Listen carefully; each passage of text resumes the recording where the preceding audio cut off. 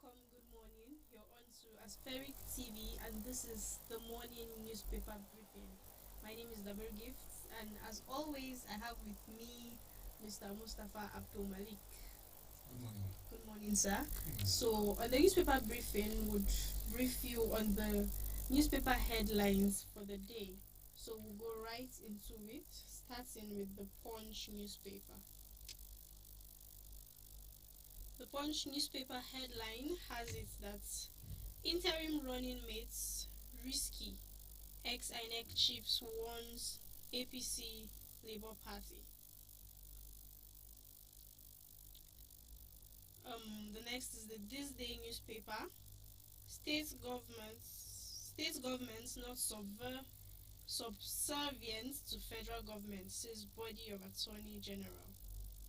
Tinubu, if my VP nominee decides to step down within time frame, that will be no breach. Says consultation with Buhari others ongoing. Placeholder a Nigerian intervention with no foothold in law, INEC clears. The Vanguard newspaper says no law for placeholders in lieu of running mates, INEC. Says no party indicated placeholder when submitting nomination forms. Kabiru Masari failed withdrawal as APC running mate. Court stops INEC from ending voters registration June 30th. We're yet to get order, INEC. PDP, SDP back extension of CVR exercise. APC followed legal advice in selecting running mates, Adamu. The Guardian newspaper says, despite 4 trillion naira subsidy, empty depots trigger new charges, petrol scarcity. Fuel scarcity gets messy as depots run out of stock. Independent marketers push for hike, sell at 180 to 200 naira per litre. Northern youths lament scarcity, demand sack of silver carry. NLC, Nigerians paying heavily for darkness with failed privatization. It also says over 21 million Nigerians fully vaccinated against COVID-19, says federal government. The next paper is the Nation newspaper, and it has it that federal government to liberalize diesel aviation fuel importation, says Silver. Petrol marketers increase pump price amid scarcity. That's the major headline on the Nation. And then it says motorists queue for products in Lagos, Ado-Ekiti, Abuja, and others.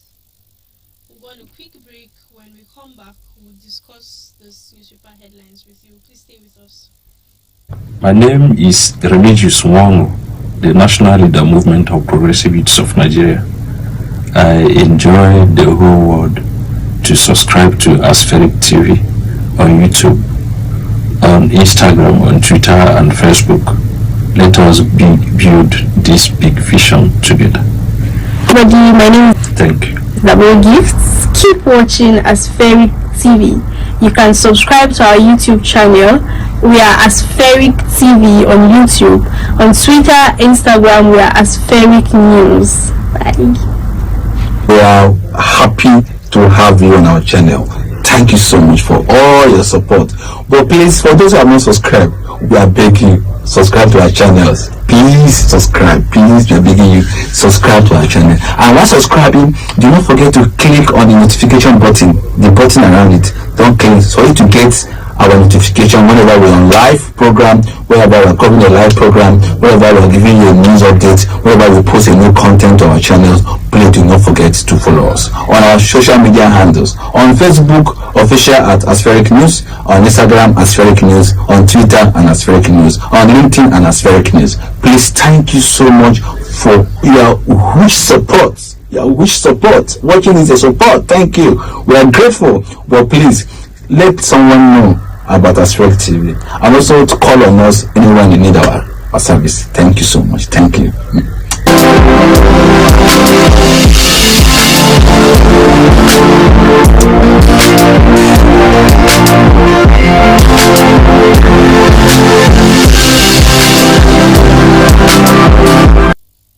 Alright, welcome welcome back and thanks for staying with us. Before the break, I missed out on the Daily Trust newspaper, and the major headline there says, Lull in Ministries as Buhari yet to replace Amaechi, Onu, others. After defeat at primaries, ex-ministers lobby to return. Rivers, Ondo, Imo, three others not represented in cabinet. President unreasonably slow, Don's presidency's mom. So there you have the headlines, and I'd like us to start with the Daily Trust headline. The whole ministry is yet to be, the ministers presented at the Federal Executive Cabinet meeting. It's important. They are yet to be replaced in their various ministries. It's something of constitutional. By constitution, every state is supposed to be represented at the Federal Executive Council. You could recall that Rotimi Chibika-Amechi, the former Minister of Transportation, Bonaya Onu, that is a former Minister of Science and Technology, Minister of Niger Delta, Akpabio, and Minister of State for Education, and I think one other state also. These states, if not represented, they are shortchanged based on what the Constitution said, because every state is supposed to be represented within the Federal Executive Council. Well, it happened that by the amended Electoral Act made it very clear in section 84 clause 12 that a minister or political office holder aspiring for elected offices must vacate their position before they seek. That is why these ministers left. Otherwise, they were not, from all indication, they were not willing to go until when the interpretation of that particular electoral amended act became so obvious that look, they must go. That was why they left. And since they left, I believe that some of the ministries that they supervised before now are not running at full capacity because of absence of full-time minister. Remember, the Minister of State, it's not like you have a full-time minister who attend the Federal Executive Council and brief Mr. President regarding the day-to-day activities within the ministry. So some of the ministers, they perform very well. Take for instance like Minister of State for Minister of Transportation, Right Honorable Chibika-Amechi, performed very well. That if left for me and left from other Nigerians, he should be recalled back. Not only him, but other ministers that have vacated their position for elected positions, they should be recalled back to complete their term. Okay. Although we are not saying their term. When we say their term, it doesn't mean that their term means constitutionally they should stay in office for that 4 years mandate. No, it's just at the discretion of the Mr. President to allow them to stay or not. So if Mr. President should do the needful to say, okay, call back the ministers, to say, okay, call back the former ministers to say, look, you have vied for this and you didn't succeed. You perform very well in your ministries. I want you to come back and complete the term with me. You understand? Continue and finish the term, because the more they stayed without this ministry stays without have a substantial ministers, the more activities within the ministry slow down. Exactly. If you look at, take for instance, like the Ministry of Transport, you see that they have a lot of ongoing projects. For instance, you talk about the Kano-Kaduna Railway project. That one, I don't think whether the activities there should be at the slow pace about right now. There are some other railway projects, ongoing railway projects, like the Port Harcourt to Maiduguri project. I believe that one too will be hampered by absence of a substantial minister. So Mr. President should be magnanimous in his own duties and recall back these men to complete their tenure. So do you not think of the possibility of some the political zones that are not being represented, having representatives to come fill up these spots for the meantime before another administration comes up? We're in a democracy. You discover that in a democracy, it's all about lobbying. You see some other interests trying to like lobby so that they will represent, they will be picked within the state. That is possible, but if you look at it very well, are we ready to like bring in new hands to say okay, a new hand will require to stay in that office for at least 3 months to understudy what is going on. You understand? That is why it's more better to bring the old hands, people that already know the in and out of the ministry. To They just already know. continue. They are already in the know with all the parastatal within the ministries. They know them. Virtually, I believe that virtually all the ministers that went to vie for one office or the other, that they didn't succeed. I believe that they were behind the constitution of the executive board of the parastatals within their ministries. Remember, these ministries, they don't function in vacuum. Some of them, they function with synergy with the parastatals under them. So they need to, the aspect of bringing new hand, me, I don't see that, I don't buy that idea, because when you are bringing a new hand, that new hand will study the ministry first. He will start talking about how to conduct certain reforms to conform with his own ideas behind that he has for the ministry. It's better that you should recall back the former ministers so that they'll complete their tenure.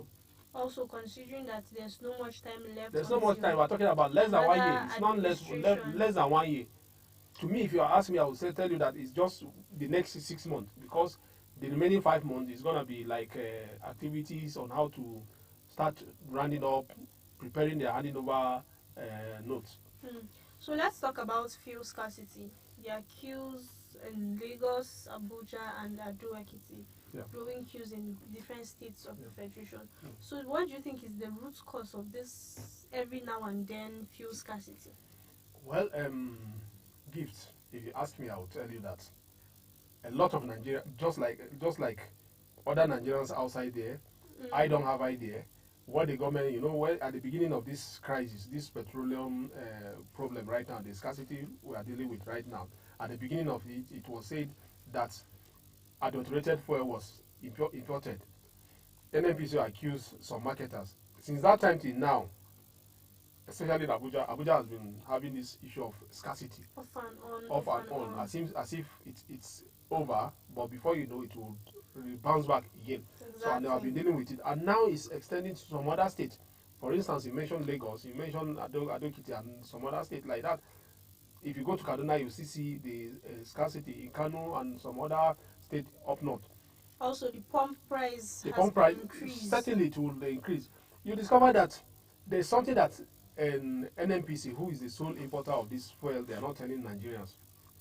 If they want to deregulate, to say, okay, we want to deregulate and completely hands off everything from pricing of pump price, they should be bold enough to tell Nigerians to say, look, we are completely deregulating this downstream oil sector, to say, okay, let the forces of demand and supply determine the price. They should come out openly to tell Nigerians. Then the independent marketers too, they will have that sense of belonging to say, okay, look, if I'm going to Brazil to import a refined product, this is how much I'm going to sell it. They should be able to tell Nigerians that. But right now, what they are doing is that a kind of cat and mouse game whereby nobody know what is happening. The independent marketers are saying, look, NNPC should completely remove their hand from importation of the fuel and the pricing of the commodity. Whereas NNPC is saying within their own right, they are the sole importer of fuel, and they should determine how much it will be sold. But since then, they have been telling us this. But if you observe very well, the same NNPC are telling Nigerians that, look, the landing cost is over 170 naira per barrel, per liter. So invariably what they are saying is that pricing of how much is the official price now? I think 145 or 165. It's 165. It's not up to that. So the official landing cost is above 165 is what they have been selling. So you discover that what they are saying, invariably saying, is that at 170 per liter is not feasible. That is what NNPC is invariably saying, because they are saying, look, the landing cost That is the landing cost at the Apapa Wharf or Tinkan Wharf. We're not talking about the distribution now. You understand? The distribution is entirely the business of the independent marketers. The major independent marketers is their own. So we are talking about the transportation cost to lift the commodity from Apapa Wharf to their various tank farms. You understand? Then we are talking about the transportation from their tank farms to the distribution point, that is the fuel stations. So it means that Nigerians should not expect anything less than 250 naira per liter. Can we afford this? That is the question we must ask ourselves. Can our economy survive with hike in fuel again? That is the question that the government must answer. Okay, let's move to the vice presidential candidates. The controversy that's Labour Party and the APC mostly saying that it's not unlawful if the vice presidential candidates decide to step down. So do we sense probably some of these vice presidential candidates changing in the nearest future? Like, I think it's either the you Nation. think they Is it the Nation or which of the newspaper that featured on that? Is it the Nation? The Nation, I think also. Either the Nation or which of the newspaper that talk about. It was the This Day newspaper. Okay. You will now discover that there is a new addition to the lexicon in Nigerian democracy environment. Placeholder. They call them placeholders. Some call them ad hoc running mates, and all sorts of jargons are being added to it. Well, INEC was categorical regarding their timetable. They released their timetable on time to say, okay, to give political parties enough time for whatever thing they will do regarding how to meet up the electoral timetable. But now you discover that apart from PDP, both the ruling party and the Labour Party, all they have now, based on rumors, is that they have what they have now as running mate are just placeholders. And INEC is saying so they that just give those names due to the deadline. Deadline to meet up the deadline, of which INEC is saying within the law there is no position for placeholder. It means we are going to end up with legal problem here and there, because at the end of the day, if take for instance like APC has somebody called Masari, I think the younger brother to Governor Aminu Masari, as the running mate to Tinubu, because it will give them enough time to do consultation. Let's try to do things the right way. What does it take to pick a running mate to a presidential candidate? What does it take? I know it requires a lot of consultation, but when you see a ruling party, APC, having this kind of problem, it means they have internal problem within them. Otherwise, what does it take? If it is Labour Party is understandable that, look, emergence of Peter Obi took them unaware as the candidate of the party, and they are talking about merger between Labour Party and NNPP. You understand? They need to harmonize that differences to make sure the other party or whoever they decide to bring, the group that they decide to bring in will not shortchange. But what about the APC? APC as a ruling party, they're supposed to set the pace for others to follow, but they're not doing it that way. Let's go by the way of what INEC is saying. INEC is now saying that, look, there's no place for a placeholder. There's no place for an ad hoc running mate that you can, like that. But Tinubu is now saying that, look, Tinubu himself, that is the APC presidential candidate himself, he now said that, look, if my running mate decide to withdraw and will replace within the time frame, is expected within the law. That is what he said. It means they know much better than us. We are not lawyers. I believe that they have the timetable, the time frame that they must make sure that they present the candidates, both the presidential candidate and his running mate. They should present them within the time frame. I believe that they will meet up that time. But No. I don't think it's appropriate to say, okay, you pick somebody And for, then later on like try a to dummy. change. Later you not change that person. What is stopping you from picking? Look at the APC, look at PDP. APC just they went their own and they did it clean clear. So let's drift a little bit from entertainment. Yeah. Osinachi's mother, the popular gospel singer who Yeah. died, seeks justice in court for her daughter. Yes. So there are plenty. There are a lot of sides of the Exactly. story. So There are many sides to the story. the stories, you understand. The last But time the that most popular one is that she died due to like her abusive husband. yes, whether we like it or not, there is a missing gap in that marriage, in that union. There was a missing gap between something that both the husband is not telling Nigerians and her parent. It's just unfortunate that she's not more alive today to give her own version of the Her own story. side of the story. So, but my own question I keep asking is, as the police conducted an autopsy on her and ascertained the cause of her death, because the husband is, based on his last appearance before yesterday's appearance in court, there is a viral video of him. He's not saying that, look, that I did not kill my wife. I did not kill my wife. My wife died of lung cancer or something like that. That my wife died of lung cancer, of which a kind of a side statement, not in court, but while he was leading back to his van back to the prison. That was what he was saying. So, but let's go by what the mother said. Osinachi's mother said yesterday in court. The woman said that, look, her daughter only had ulcer, that she never had complaint of any other thing than the ulcer, that the husband usually called her a winch. It means there is a frosty relationship between the man and his wife and the man and his in-laws. It means all wasn't well. Even though Osinachi's sister too said that there was a time she saw their in-law hitting his wife and even pouring water on her. A lot is missing here.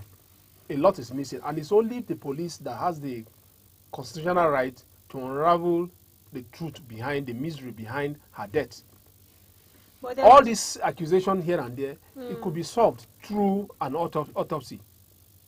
It's only an autopsy that can prove that, look, yes, this woman, she had this ailment, but the immediate cause of her death was this. Up to now, we are not, I don't know why the court is delaying or why the police has not been able to present evidences to back it up. But to me, Gift, if you ask me, I will tell you that, look, yes, scripture said marriage is for better, for worse. But it's better to leave a toxic marriage alive than to allow yourself to go down like this. You understand? One thing that checks though in the Osinachi story is the constant abuse. Apart from her mom and her sister, a few friends after her death also came out to say something similar, and even people that she has worked with confirmed that her partner was not necessarily physically abusive. Maybe they didn't actually see him abuse her, but he was manipulative.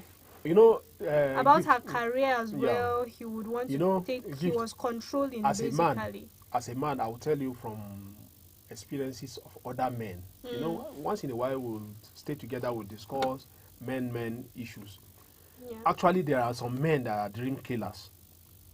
You understand? Some men, they wouldn't want their wife or their spouse to succeed because they have this inferiority complex to say, okay, if my wife succeed, she won't be loyal, she won't be submissive. You understand? It's this attitude of mentality of their own idea of submissiveness is when a woman becomes like almost like a slave to them. You understand? Excuse me. Sorry. So that is their own. Well, let's see how that plays out. So even in death, let's hope that Osinachi gets justice if actually her husband was abusive. So there you have it. Thanks for joining us. Please subscribe to our YouTube channel. We are Aspheric TV on YouTube. Also Facebook, Twitter and Instagram. We are Aspheric News. My name is Dabir Gift and I've been here with Mr. Mustafa Abdul Malik. Please join us tomorrow. Bye.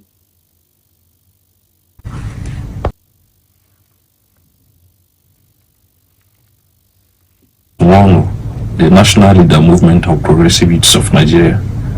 I enjoy the whole world to subscribe to Aspheric TV on YouTube, on Instagram, on Twitter and Facebook. Let us build this big vision together. Thank you. Hello everybody, my name is Double Gifts. Keep watching Aspheric TV. You can subscribe to our YouTube channel. We are Aspheric TV on YouTube. On Twitter, Instagram, we are Aspheric News. Bye. Please, thank you so much for your support. Thank you for those who have subscribed to our channel. We are happy to have you on our channel. Thank you so much for all your support. But please, for those who have not subscribed, we are begging you, subscribe to our channels. Please subscribe. Please, we are begging you, subscribe to our channel. And while subscribing, do not forget to click on the notification button, the button around it. Don't click so you to get our notification whenever we're on live program, whenever we're covering a live program, whenever we're giving you a news update, whenever we post a new content on our channels. Please do not forget to follow us on our social media handles. On Facebook, official at Aspheric News, on Instagram, Aspheric News, on Twitter, and Aspheric News, on LinkedIn, and Aspheric News. Please, thank you so much for your huge support. Your huge support. Watching is a support. Thank you. We are grateful. But please, let someone know about Aspheric TV, and also to call on us anyone you need our service. Thank you so much. Thank you.